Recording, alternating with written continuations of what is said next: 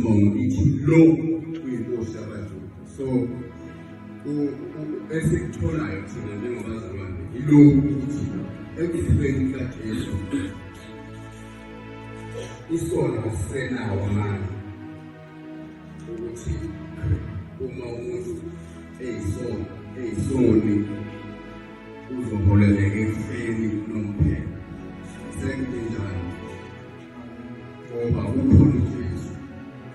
Uma sonke silandele kuye siyawuba njengaye. Enye incwadi ithi uma sihlanganisiwe ekufeni kwakhe noma uma sihlanganisiwe kanye nokufa siyawuba kanjalo nasekuvukeni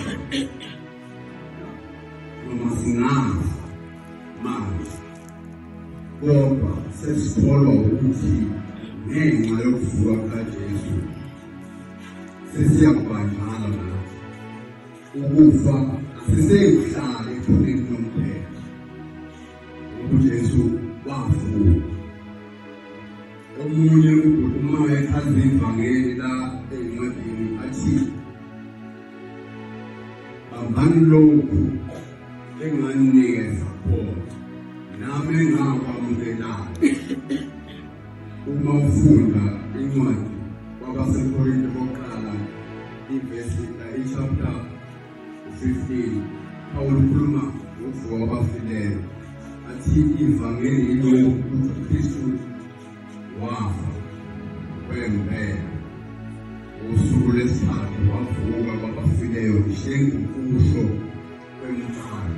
Lona vangeli lelo so kuyinto kufanele sizimatanise nayo ukuvuka kwaJesu ngoba lelikhomba ukunqoba ukuthi uma ubheka nayo ko-55 izibuzo ukuthi manje-ke ngoba uJesu uvukile ufa luphike manje ubukhosi lwakhe. Kusho ukuthi ukufa akusenawo amandla noma isono asisenawo amandla ngoba isono wawuthi uma usenzile namanje nje uyazi ukuthi uvelile ukuthi kuyafaneleka lo ovule imoto ukuthi uma singamthola sibenze njalo. So isono sinayo into yokuletha into enjalo kumuntu ngokwangaphambilini ukuthi ma omunye kwabantu oqothelephekile kwakungumzekelo futhi noma kwakwenzeka kodwa uJesu zonke izinto wayekhuluma ngazo uma ezenza.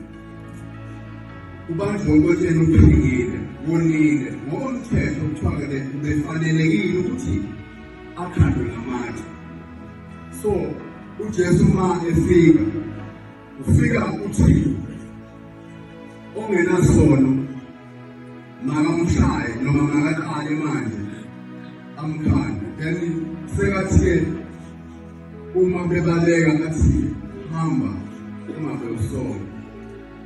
uJesu wayeveza la ukuthi uzokhulula labo abebekade befanelwa ukufa.